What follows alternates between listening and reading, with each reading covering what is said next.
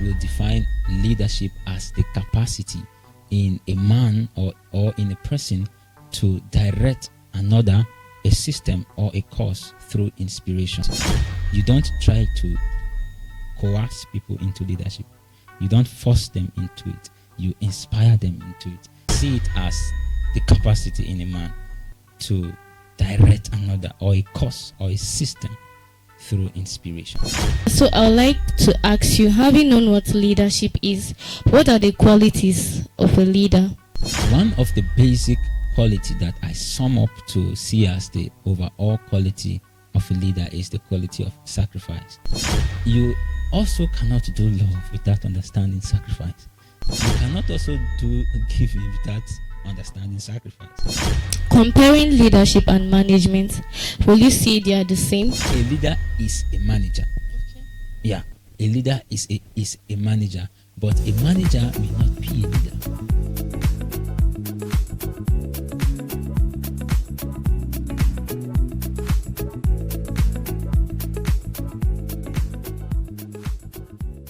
Hello viewers, welcome to another edition on AG Leadership Podcast. I am Rita David. I am super excited to be the moderator for today's edition. And together in the house, we have our guest speaker, Mr. David Amedu. You're welcome, sir. Thank you for having me again. I'm happy and blessed to be here also. Thank you, sir. It's always exciting to have you on board. Yeah. So on today's edition, we'll be exploring on leadership.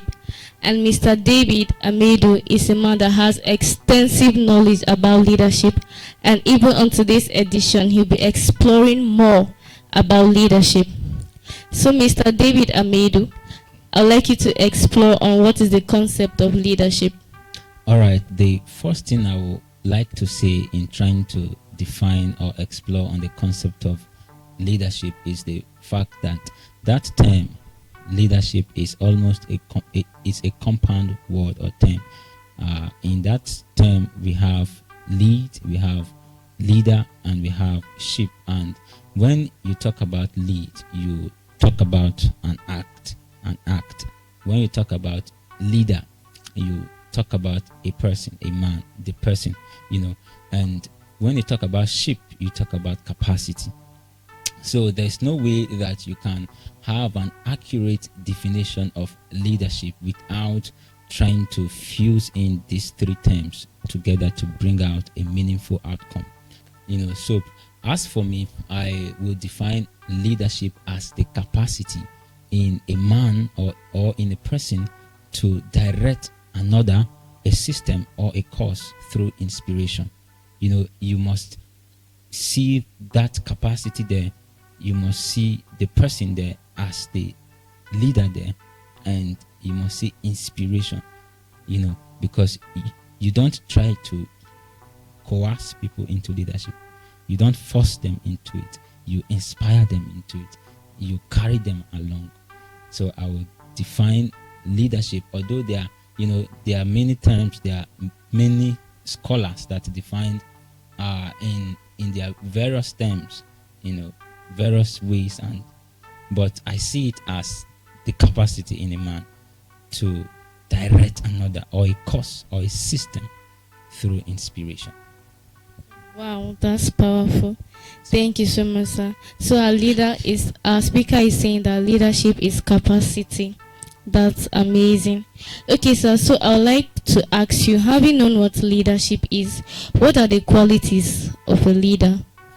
One of the basic quality that I sum up to see as the overall quality of a leader is the quality of sacrifice.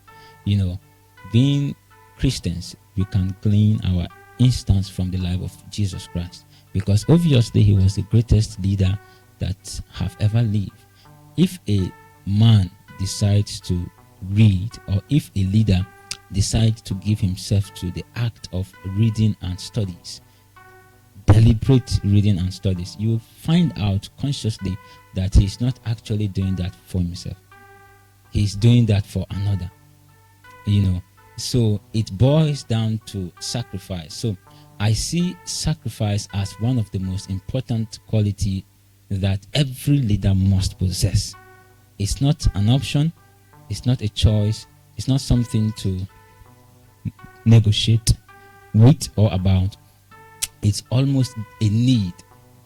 In fact, it's a prime, and it goes against most of the terms or most of the showmanship we see today, we see in our age as it concerns leadership. You see a man, or a person who is so much full of himself and he calls himself a leader. That's obviously not it. That's bizarre.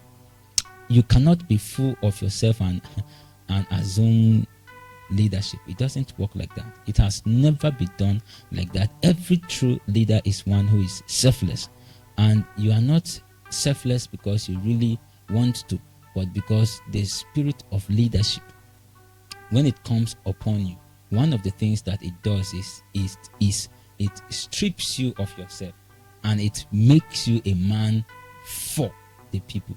It's not of the people. There's a difference in being one for the people and one of the people. If you are for a people, it implies that you work out yourself to see that you deliver to the people. If you are to the people determines your outcome. They also determines your input and your outcome. In fact, they frame you up. But if you are for them, this means whatsoever you do or carry out is with that knowledge that you deliberately need to deliver yourself to them. A preacher, Pastor E. Is it Pastor E. Kenneth E. Hagin? Yeah.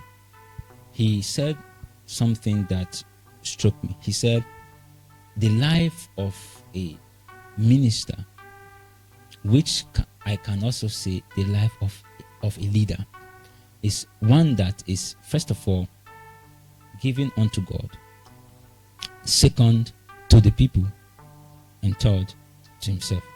So you cannot do leadership with then by changing the angular shape from probably yourself, then God, then the people. That's wrong. Sacrifice will mean and will call that you be for God, first of all. Secondly, you be for the people, and you be for yourself. So I see sacrifice as one of the most important, quality of leadership. Yeah. Okay, thank you so much, sir. So I would like to ask, so are you saying that sacrifice is the dominating quality that bets forth other qualities, or is just the most important? Okay, I will say both. Okay. Why? In the sense that it is also the dominating quality amongst other qualities. Because when you want to talk about love as a quality of leadership or of a leader, you also cannot do love without understanding sacrifice. I don't know if you are. And if you talk about giving also, you cannot also do giving without understanding sacrifice, because you have not really given until you give and it injures you. David speaking, he said, I cannot give to God what doesn't cost me. That's sacrifice. It pinches you, it inconveniences you, it brings discomfort to you. That's sacrifice. So and it is also the most important. So Okay. So by and large, back and forth is the most dominating and also the most important. Every other thing, I believe, falls under sacrifice. Thank you so much, sir. Yeah. So our speaker is saying that sacrifice is one of the most dominating quality of a good leader. Thank you so much, sir. Thank you. Okay, so I would like to ask, comparing leadership and management, will you say they are the same? Is leadership the same as management? Okay. Honestly, this issue or this topic has become a debate for eons. Yes, that's very true. Yeah. people easily tend to mistake management with leadership. Leadership is not management. Leadership deals with inspiration, it deals with vision, it deals with concepts, it deals with ideas that management cannot handle.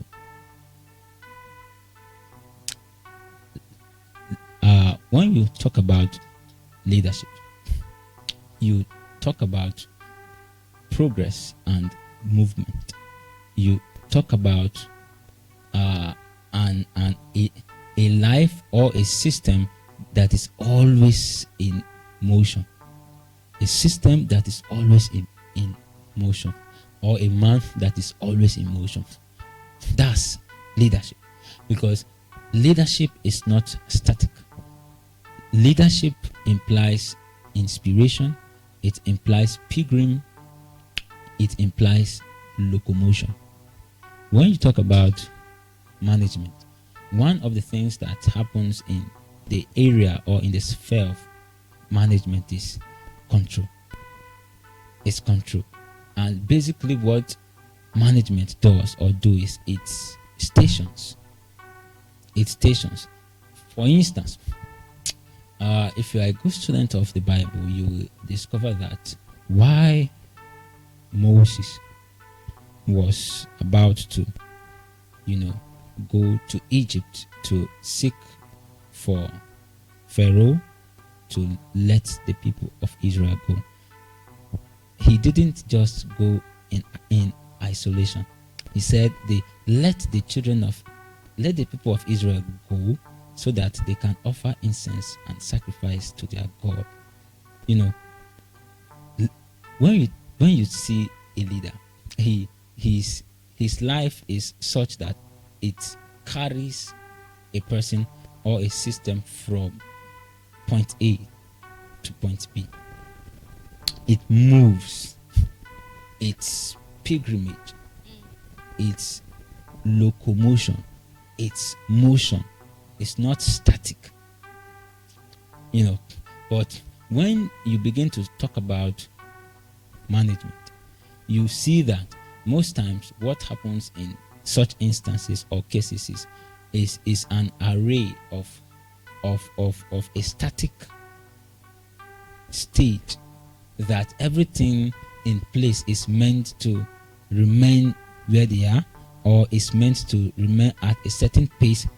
It's like a box go. It's like a box that is all walled and fenced, and the only thing that is best seen in such an aspect is control.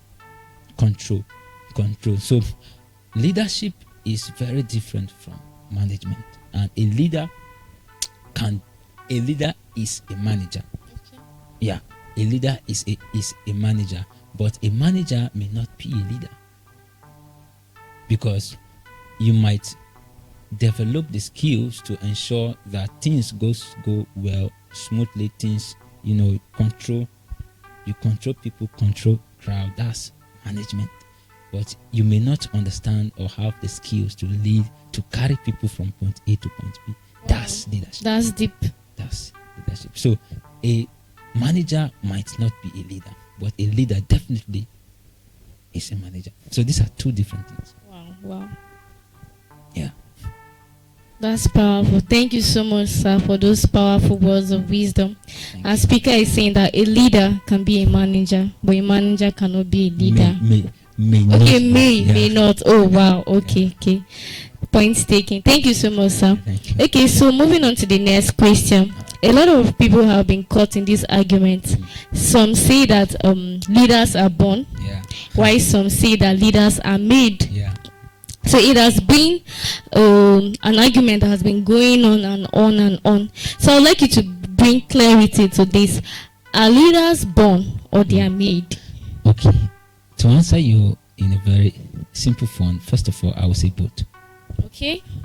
They are born and they are made, because every leader, be it born from birth, as they say in quote, is also made. Because there's one thing there is a difference between leadership spirit and the spirit of leadership. Leadership spirit is something that everyone carries, and this is what makes everyone a leader. By the fact that, with the fact that you have the leadership spirit, you are qualified to be a leader. But in as much as you are qualified to be a leader, or you are a candidate of leadership, or being a leader may not necessarily implies that you become one. So this is where the making of a leader comes. When a leader is made, what happens is, beyond leadership spirit, a spirit comes upon him called the spirit of leadership. So it is when this spirit of leadership comes into a man, it amalgamates with the leadership spirit, and this man pumps up and becomes the man he's supposed to be. So, trying to bring a difference between whether leaders are born or are made, you see, it is both, because every leader, every man or every person born is a leader. There's also something such as your leadership. It's something that makes you special, and something that makes you peculiar. That's who you are, and that's what God demands to shine forth through you. That's your leadership. So you can be born, and you will be born a leader, but if you are not made a leader, you will not still be a leader, because having leadership spirit alone is not enough. The spirit of leadership should come on you, and it doesn't just come upon a man. It comes upon a man who is made, who has been groomed, who has been trimmed, who has been chiseled, and who has been edited. It is only this kind of species or persons that spirit of leadership comes upon, and suddenly a man who was like one who will not be considered for anything at all suddenly begins to pump up, and begins to make things happen. It's because he has been made a leader despite being born a leader. So you are born a leader, but definitely you must be made a leader. So the two are, you cannot differentiate the two. Wow, that's powerful. Thank you so much, sir. As Vika is saying that you can be born a leader, but you must be made a leader. Okay, wow. Thank you so much, sir. Thank you for your powerful words of wisdom on today's edition. So I would like you to give us your final words to our viewers out there. What is your take home? What are your final words to them? Okay, my final words to everyone listening, to our listeners and to the viewers, is that, find your leadership. There's something peculiar and special about you that will make you stand out. And unless that thing is found, you cannot begin to extract that thing out. Not everybody can sing songs. That's true. Not everybody should act drama. Not everybody should play football. And also, not everybody should be on the altar. So if you are supposed to be on the football pitch, shining as a star, and you are on the altar, you will shout and nobody will hear you. We will not hear you. You understand? So you find your leadership, and you prepare and try and give yourself to grooming, so that you can become that which you have been ordained for. Thank you. Thank you so much, sir. So to our viewers, our speaker is saying that you should find your leadership, find your place in leadership, find your calling. Thank you so much, Mr. David Amedu, for today's edition. And to our viewers out there, Thank you so much for tuning into today's edition. Please do not forget to like, comment, share, and subscribe. I remain your humble host, Rita David. See you next edition. Bye.